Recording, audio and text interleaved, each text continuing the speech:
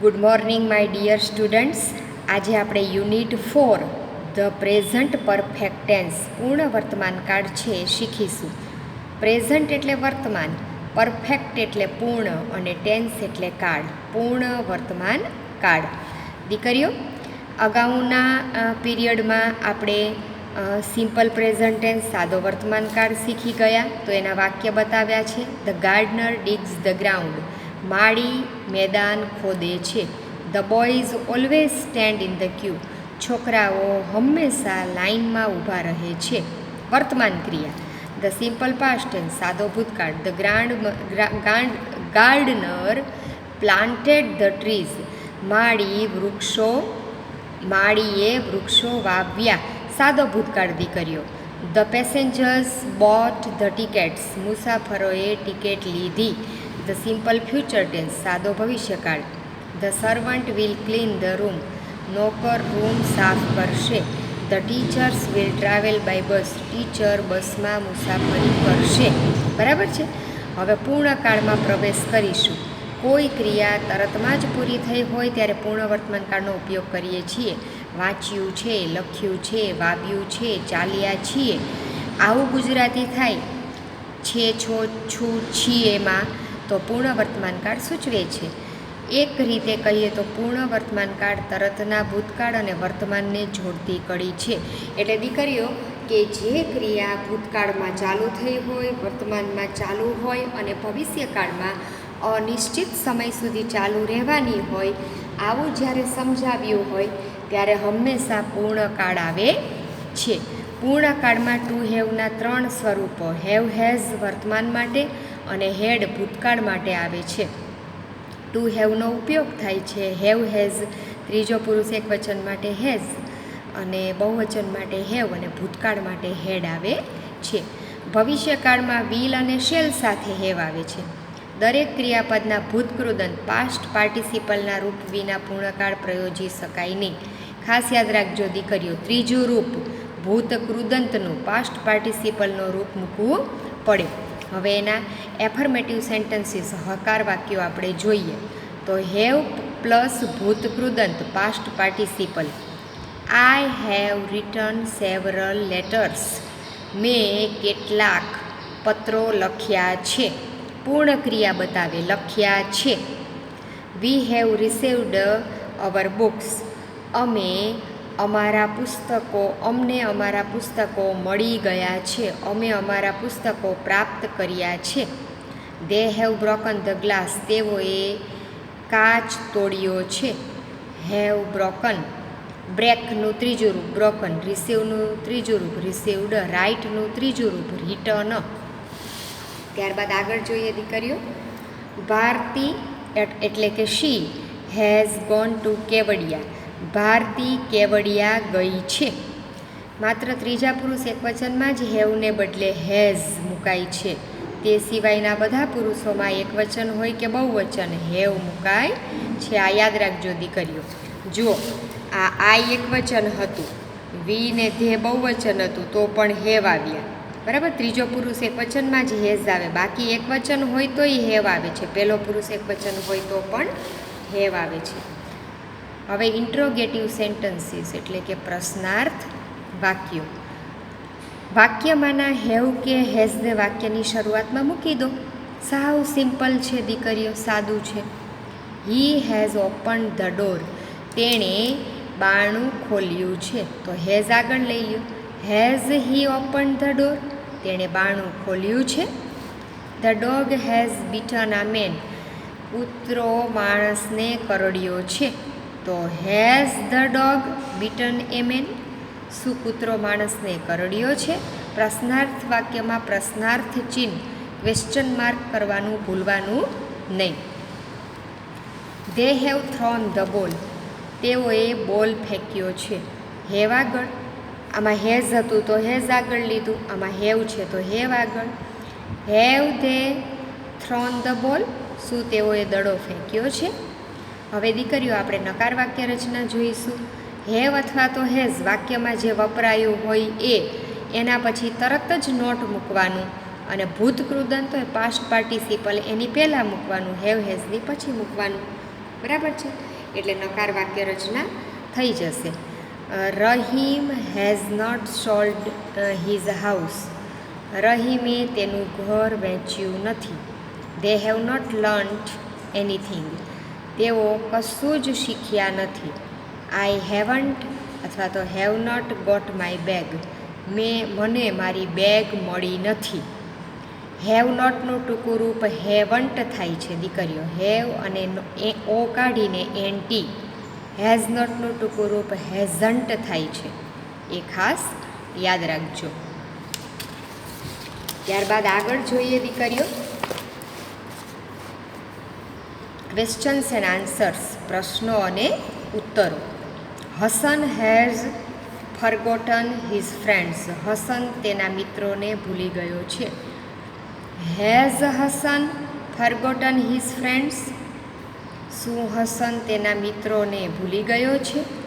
Yes he has અથવા તો નો he hasn't. ના, હા તે ભૂલી ગયો છે, ના તે ભૂલ્યો નથી. ટૂંકમાં હકાર અને નકારમાં જવાબ. Second sentence, haven't you got your bag. શું તમને તમારી બેગ મળી નથી?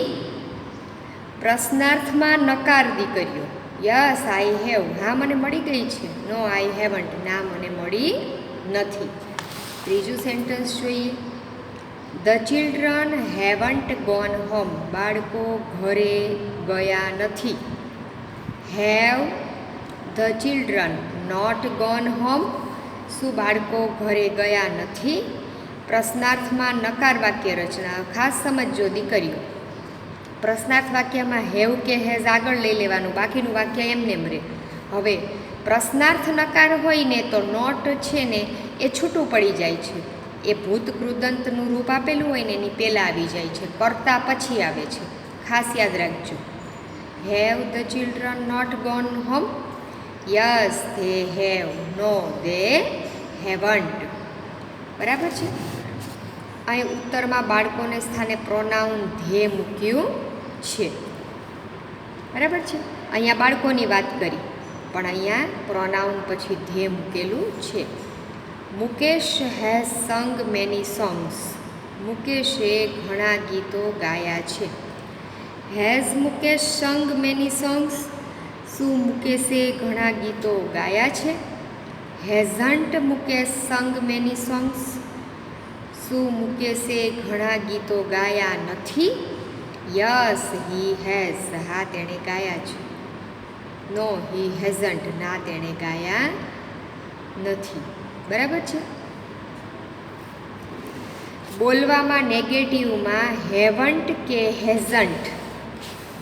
યાદ રાખજો દીકરીઓ, બોલવામાં નેગેટિવમાં હેવન્ટ કે હેઝન્ટ વધુ પ્રચલિત છે. બરાબર છે. નકાર વાક્યમાં એ રીતે બોલવામાં આવે છે. Use of since and for. Since અને ફોરનો ઉપયોગ આ ખાસ સમજજો દીકરીઓ. સિન્સ છે એ નામયોગી અવ્યય છે. તે ચોક્કસ સમય, ડેફિનાઇટ પોઈન્ટ ઓફ ટાઈમ બતાવે છે. સિન્સ ચોક્કસ સમય બતાવે. ધારો કે બર્થડે, તો દર વર્ષે અલગ અલગ દિવસે બર્થડે ન આવે. બરાબર છે. એક ફિક્સ જ હોય આપણા જીવનનો બર્થડે, તો ત્યાં સિન્સ વપરાય. ડેથ એટલે મૃત્યુનો દિવસ બેટા ફિક્સ જ હોય કે ફલાણા વ્યક્તિનું આ જ દિવસે આ વ્યક્તિનું આ જ દિવસે મૃત્યુ થયું. દર વર્ષે એની તારીખ ન બદલાય, ફિક્સ જ હોય, તો ત્યાં સિન્સ વપરાય. બરાબર છે. મેરેજ, લગ્નનો દિવસ છે એ દરેકની જીવનમાં એના લગ્ન થાય એ ફિક્સ જ હોય. દર વર્ષે અલગ અલગ દિવસ ન આવે, ફિક્સ જ દિવસ હોય, તો ત્યારે પણ સિન્સ વપરાય છે. અને ચાઇલ્ડહુડ એટલે બાળપણ. બાળપણ દરેકના જીવનના ફિક્સ વર્ષો હોય, એટલે ત્યારે પણ ચાઇલ્ડહુડ એટલે બાળપણ, એમાં પણ સિન્સ વપરાય છે. બરાબર છે. સિન્સ યસ્ટરડે એટલે ગઈકાલથી. સિન્સ 10 AM સવારના 10 વાગ્યાથી. સિન્સ 10 જાન્યુઆરી 10 જાન્યુઆરીથી. આવું કેવું હોય બેટા? ત્યારે સિન્સ આવે. ગઈકાલથી 10 જ એક્ઝેક્ટ 10 વાગ્યાનો ટાઈમ, તારીખ જ આપી દીધી 10 જાન્યુઆરી, તો ત્યારે સિન્સ આવે છે. I have been waiting since 7 o'clock. હું તેની 7 વાગ્યાથી રાહ જોઈ રહી છું. હવે જુઓ, હેવ બીન અને આઈએનજી વાળું ક્રિયાપદ સિન્સમાં ચાલુ પૂર્ણ વર્તમાન કાળ યાદ રાખજો, ખાસ યાદ રાખજો કે અહીંયા ચાલુ પૂર્ણ વર્તમાન કાળનો વપરાશ થયો છે. Sonal has known him since 2015. Sonal 2015થી તેને ઓળખે છે. દીકરીઓ, અહીંયા પૂર્ણ વર્તમાન કાળનો ઉપયોગ થયો છે. Hemant has been walking since morning. Hemant સવારથી કામ કરી રહ્યો છે. તો દીકરીઓ હેઝ બીન વોકિંગ, તો અહીંયા ચાલુ પૂર્ણ વર્તમાન કાળનો ઉપયોગ થયો છે. Rohit has lived in Pune since his childhood. Rohit તેના બાળપણથી પૂનામાં રહે છે. તો અહીંયા પૂર્ણ વર્તમાન કાળનો ઉપયોગ થયો છે. બરાબર છે. તો ફોર નામયોગી અવ્યય છે, તે સમયગાળો ડ્યુરેશન ઓફ ટાઈમ દર્શાવે છે. ફોર 8 days 8 દિવસથી. ફોર 1 year 1 વર્ષથી. ફોર આ લોંગ ટાઈમ લાંબા સમયથી. આવું જ્યારે બતાવવું હોય ત્યારે ફોરનો ઉપયોગ થાય છે. Examples: I have been working here for 6 months. હું અહીંયા 6 મહિનાથી કામ કરી રહી છું. I have known Dev for a long time. હું દેવને લાંબા સમયથી ઓળખું છું. દિશા હેઝ બીન અવે ફોર 8 days. દિશા 8 દિવસથી બહારગામ છે. The passengers have been waiting for 20 minutes. મુસાફરો છે એ 20 મિનિટથી રાહ જોઈ રહ્યા છે. એટલે દીકરીઓ હેવ બીન વર્કિંગ એ છે, હેવ બીન વેઇટિંગ એ ચાલુ પૂર્ણ વર્તમાન કાળ બતાવે છે, અને હેવ નોન હેઝ બીન અવે છે એ પૂર્ણ વર્તમાન કાળ બતાવે છે. એટલે સિન્સ અને ફોરમાં આ બંને પ્રકારના કાળનો ઉપયોગ થાય છે. ફોર છે ને એ સમયનો ગાળો બતાવે, આડે ગાળે સમય બતાવે, ચોક્કસતા ન બતાવે. ચોક્કસતા બતાવે ત્યારે સિન્સ આવે, અને સમયનો આડો ગાળો બતાવે ત્યારે ફોર આવે. એ ખાસ દીકરીઓ યાદ રાખજો, ખાસ સમજજો. એટલે અહીંયા 6 મહિનાથી, એટલે આપણે બોલીએ તે જ દિવસે 6 મહિના થયા એવું ન હોય. પોણા 6 મહિના પણ થયા હોય, અને 6 મહિના ઉપર થોડાક દિવસ 6.25 મહિના પણ થયા હોય, લાંબા સમયથી. 8 days 8 દિવસથી, એટલે બોલે એ જ ઘડીએ 8 દિવસ પૂરા ન થયા હોય. ખાસ સમજજો દીકરીઓ. તો આવું જ્યારે બતાવે ત્યારે એમ કે ફોર આવે છે. બરાબર. ફોર 20 minutes 20 મિનિટથી. તો આવું બતાવે ત્યારે ફોરનો ઉપયોગ થાય છે. હવે જો દીકરીઓ, સિન્સ અને ફોર તમને હમણાં તાજું જ સમજાવ્યું, તો પહેલાં એના જ હું તમને એક્સરસાઇઝ કરાવી દઉં છું. Rishabh has been living here for 3 months. Rishabh 3 મહિનાથી અહીંયા રહે છે. I have bin studying since morning. સવારનો ટાઈમ ચોક્કસ હોય ત્યારથી હું ભણું છું. Sheetal has been in the office since 8 AM. Sheetal 8 વાગ્યાથી તેની ઓફિસમાં છે. ચોક્કસ ટાઈમ કયો એટલે સિન્સ આવ્યું. અને 3 મહિના આડેગાડે ટાઈમ. 3 મહિના બોલતા હોય એ ઘડીએ જ 3 મહિના પૂરા થાય એવું ન હોય. એટલે આવો જથ્થામાં સમય બતાવે, આડેગાડે સમય બતાવે. બરાબર. સમયનો ગાળો બતાવે ત્યારે અહીંયા ફોર આવશે. જય has been in his room for a long time. જય લાંબા સમયથી તેના રૂમમાં છે, તો four. They have been standing in the queue since 6 AM. તેઓ 6 વાગ્યાથી લાઇનમાં છે. The children have been playing for an hour. બરાબર છે દીકરીઓ. બાળકો 1 કલાકથી રમી રહ્યા છે. તો બોલતી ઘડીએ 1 કલાક પૂરી થઈ ગઈ એવું ન હોય. 1 કલાકમાં 5-10 મિનિટ બાકી પણ હોય ને 5-10 મિનિટ ઉપર થઈ પણ ગઈ હોય. તો આવું જ્યારે બતાવે ત્યારે ફોર આવશે. બરાબર છે. પછી 7. Mrs Dave has been teaching here since 1990. Mrs Dave છે 1990ની સાલથી ભણાવી રહ્યા છે. ચોક્કસ ટાઈમ આપી દીધો. Mister Parikh has been working here for 1 year. Mister Parikh છે એ 1 વર્ષથી અહીંયા કામ કરી રહ્યા છે. તો બોલતા સમયે જ 1 વર્ષ પૂરું ન થયું, 1 વર્ષમાં 15-20 દિવસ બાકી હોય અથવા તો વધી પણ ગયા હોય, એટલે આવો સમય ત્યારે 4 આવે. We have been playing since 6 o'clock. બરાબર, 6 વાગ્યાથી અમે રમી રહ્યા છીએ, તો ચોક્કસ સમય એટલે 6 o'clock એટલે સિન્સ આવ્યું. Rita has been married for 2 months. રીટાના 2 મહિનાથી મેરેજ થયા છે. તો બોલતી ઘડીએ જ 2 મહિના કમ્પ્લીટ ન થયા હોય, થોડોક પ્લસ માઇનસ હોય દિવસો, એટલે 4 આવ્યું. This temple has been here for centuries. આ મંદિર સદીઓથી અહીંયા છે. ફોર સેન્ચ્યુરીઝ ચોક્કસ ટાઈમ નથી કહ્યો, એટલે 4 આવ્યું. પછી કપિલ હેઝ બીન અવે સિન્સ યસ્ટરડે. કપિલ ગઈકાલથી બહાર ગયો છે, તો ગઈકાલ ચોક્કસ ટાઈમ કીધું. બરાબર છે. પછી the prime minister has been in Gujarat since Tuesday. વડાપ્રધાન છે એ મંગળવારથી ગુજરાતમાં છે, ચોક્કસ ટાઈમ કહી દીધો એટલે સિન્સ આવ્યું. They have been neighbours for 20 years. તેઓ 20 વર્ષથી પડોશી છે.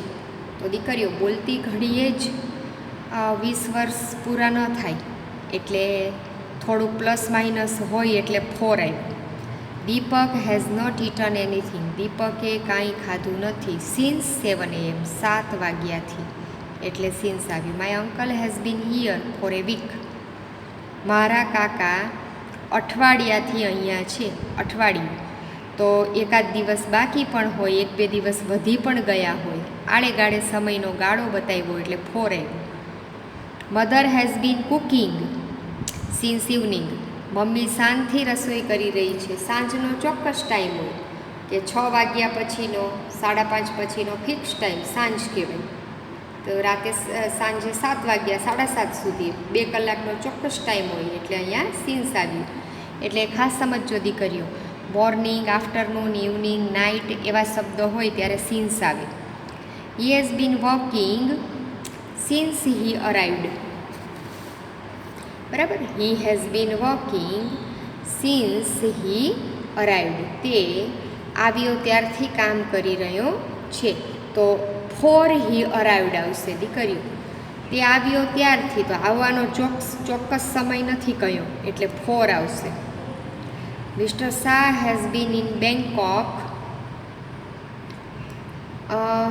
દીકરીઓ, he has been working since he arrived. Sorry, અહીંયા સિન્સ આવશે. કેમ ખાસ સમજજો. તેનો આવવાનો ચોક્કસ ટાઈમ ભલે આપેલો નથી, પણ તે આવ્યો ત્યારથી કામ કરી રહ્યું છે, પણ એનો આવવાનો આમાં વાક્યમાં નથી બતાવ્યો, પણ આવવાનો ચોક્કસ ટાઈમ તો હશે કે 4 વાગે આવ્યો, 4:30 આવ્યો, 5 વાગે આવ્યો, સવારના 9 વાગે આવ્યો, 8 વાગે આવ્યો, એમ ચોક્કસ ટાઈમ હોય એટલે અહીંયા સિન્સ જ આવશે. ખાસ સમજજો. Mister Shah has been in Bangkok for a long time. લાંબા સમયથી મિસ્ટર શાહ બેંકોકમાં છે.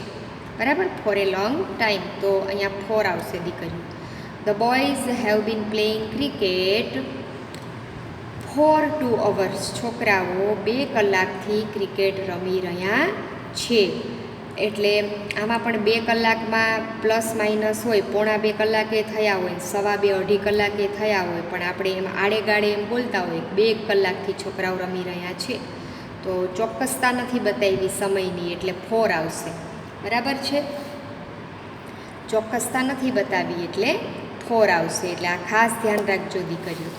હવે આ જે પહેલી એક્સરસાઇઝ છે બેટા, એના 2-3 વાક્ય કરાવું, બાકીના તમે કરજો. પરફેક્ટ પ્રેઝન્ટ ટેન્સ, જે આ પાઠ આપણે શીખી રહ્યા છીએ, પૂર્ણ વર્તમાન કાળ, તો એમાં હેવ હેઝ આવે, ત્રીજો પુરુષ એકવચન હોય તો હેઝ આવે, અને બધાયમાં જે કાઉન્સમાં ક્રિયાપદનું મૂળ રૂપ આપેલું છે એનું ત્રીજું રૂપ મૂકવાનું, ભૂત કૃદંતનું. એ તમારે પાકા કરવા પડે તો જ તમને આવડે. Rashmi has drawn this picture. રશ્મિએ આ ચિત્ર દોરી લીધું છે, તો has drone.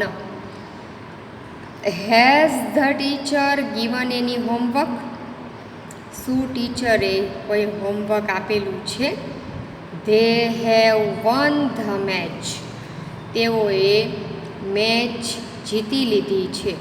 Anuradha has not invited her friend for the picnic. અનુરાધાએ તેની ફ્રેન્ડને પિકનિક માટે આમંત્રણ આપ્યું નથી. The wicket keeper has thrown the ball to the bowler. Wicket કીપરે બોલર તરફ બોલ ફેંક્યો છે.